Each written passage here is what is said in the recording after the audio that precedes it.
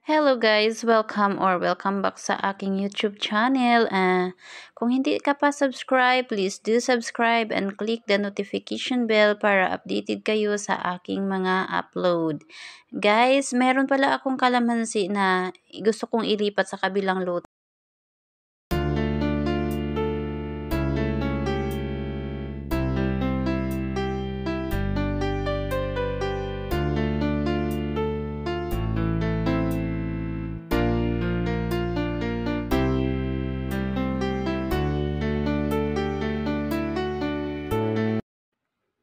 Bago ako mag-start magtanim guys ng aking inihandang kalamansi ay gusto ko lang i-flex ang aking magagandang mga plantita. Ayan, plantita.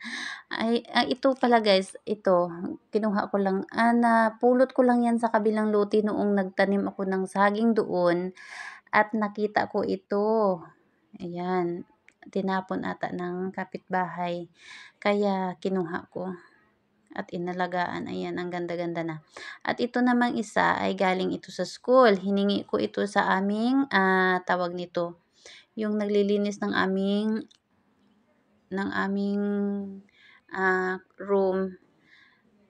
Nagdala siya ng tanim at saka galing sa kanila at itinanim sa kanilang bahay, sa aming school. Kaya mabilis siya dumami at ito nga, meron na siyang baby at nilipat ko na. Dalawa tong baby niya nandun sa kabilang pot. At guys, nilalagyan ko pala po ng eggshell yung aking lupa na or mga pots ko na mayroong tanim para mag-moisturize yung aking lupa. At saka ito guys, ang ganda-ganda niya. Para siyang plastic. Tingnan nyo. Hindi lang kapitbahay nyo ang plastic. Meron din akong tanim. Ganon. Mahugot. Diba? At saka ito, namatay siya sa init. At ginagawan ko ng paraan ng mabuhay. Sana mabuhay.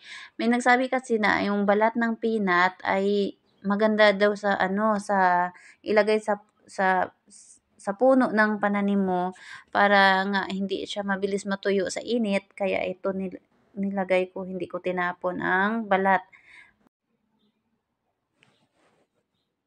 Ayan. Ayan. Alam nyo guys, hiningi ko lang to sa kapitbahay. Ang kapal, diba, nang hihingi lang. Pero ano lang naman, parang natapon na yun nila doon sa kabilang nila. Yung mga mga reject kumbaga.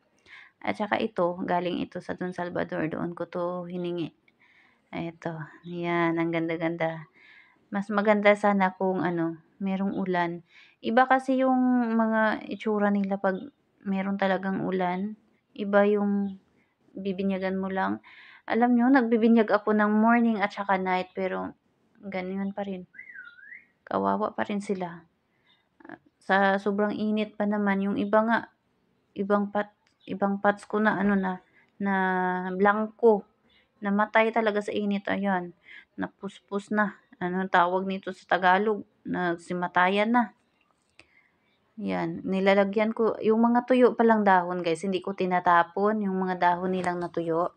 Nilalagay ko yan sa puno para naman pag sobrang init yung mga lupa sapat, hindi siya masyadong ma-dry pag mayroong mga dahon. Tingnan nyo, nagkulubot na sa init. Ayan. At saka ito guys. Ay, map namin to. Nilagyan ko ng alugbati. Tsaka next month meron na akong mautan. Ay, 'di ba? Malaswa. Ayan guys, ang aking pananim at ito guys, kakalipat ko lang nito. Actually, doon to sa labas. Nilipat ko dito sa loob kasi parang nakulubot na sa init yung dahon niya. Baby pa to eh. Ayan. Ayan, ang dami kong itlog, 'di ba? Actually dudurugin ko 'yan pag medyo na siya. Medyo matagal na diyan siya sa puno. Mabilis na lang 'yan durugin eh, kaya para malagay ko rin siya sa ibang mga puno din. Ayan. Tinambak ko lang muna diyan kasi wala pang time. Tinambak. Ang dami naming manok kasi. Ayan, galing yan sa ano, itlog yan ng aming mga manok, yung aming mga ginagamit na ano, hindi na kami bumibili. Ito guys, ang sinabi kong galing sa school na baby. Ayan na guys, at ako yung mag-start ng mag-prepare ng aking kalamansi na itatanim ko doon sa kabilang bakod. At bago ko siya itanim, actually nag-ano na ako doon, naghanda na ako, nagbungkal na ako ng lupa na tataniman ko. Pero nilagyan ko pa ng tubig yun kasi medyo mababaw pa yung ano, yung paghukay ko ba. Ito pala guys, lagyan ko siya ng balat ng niyog para yung puno ng kalamansi ay, ito kasing balat ng niyog, hindi siya mabilis matuyo kapag ito'y nabasa siya. So, hindi ano ba to?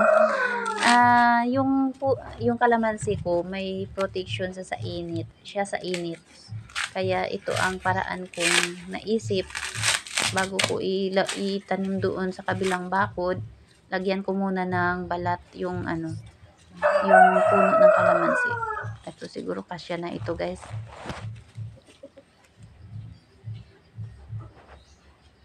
Ito ang aking kalamansi. Ayan, babalutin ko siya ng ano, ng balat ng niyog bago ko doon ilipat. I-ano ko lang yun ilagay ko siya sa ano ko, na hukay ko na yung itong kalamansi na binalot ko ng balat ng niyog ng buko. Ano tawag nito sa amin? Tawag nito sa amin bunot. Protection sa init.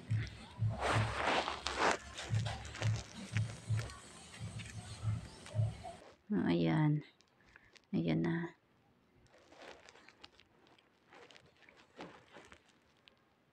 Okay, dagdagan ko lang ng konting lupa na doon sa kinuhanan ko nito.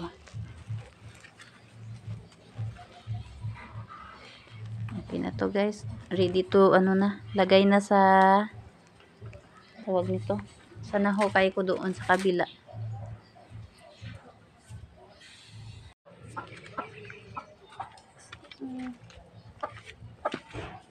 Ayan guys, meron na akong hinandang lupa dito.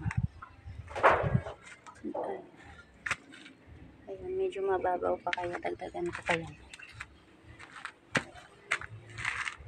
Dagdagan ko pa yan para taniman ko ng aking kalamansi.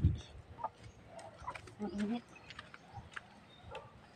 Kailangan ko ng ilipos dito kasi malaki na yung puno ko doon.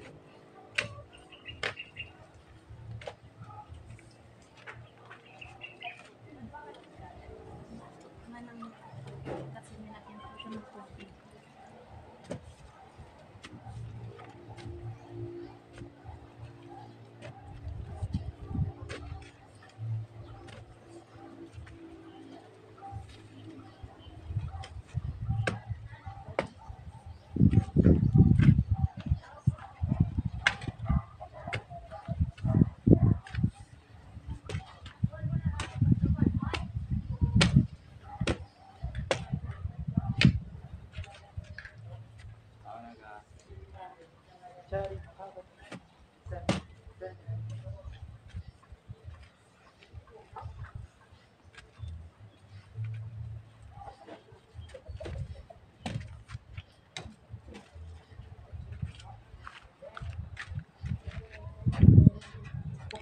Hindi na yan guys, kaya ito na yung hinanda kong seedling ng kalamansi. Nilagyan ko na siya ng ayan, nilagyan ko ng tawag nito, ng balat ng niyog ng buko para protection sa init niya, kasi ang buko ay hindi siya mabilis matuyo.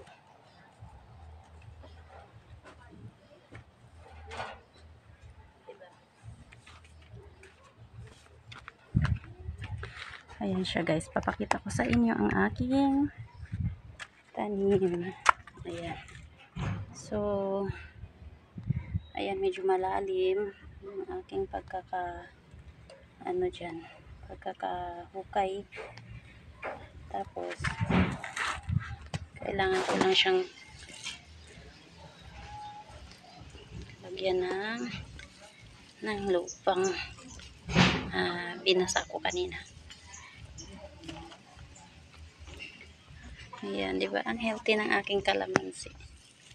Kaya kailangan ko na siyang ilipat dyan. Kasi medyo malaki na siya.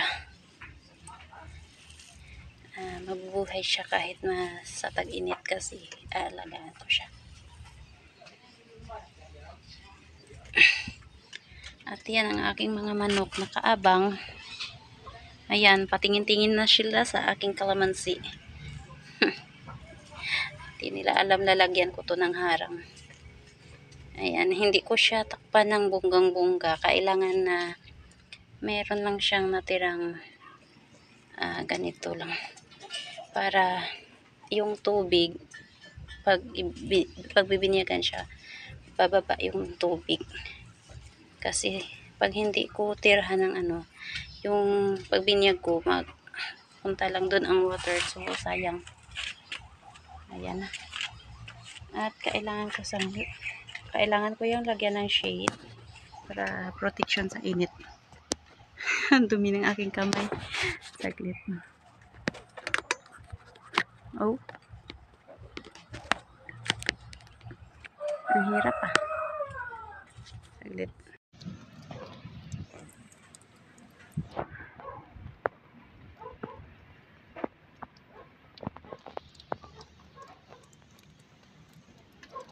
Guys, ang aking kalamansi. Secure na siya dyan. Ngayon, naglalaway na ang aking mga manok. Kasi pag nakakita sila ng dahon, guys, nako, hindi talaga kataka sa kanila. Pero, ayan, nilagyan ko ng harang. Tinakloban ko. Kaya ngayon, maglalaway kayo. Diba? Diba? Maglalaway kayo. At, yun na nga, guys. Tapos na akong magtanim. Thank you for watching. Bye-bye. I would like to thanks to my very supportive member, Alicia Badarai. Mr. Birding Mix TV. Bev's time.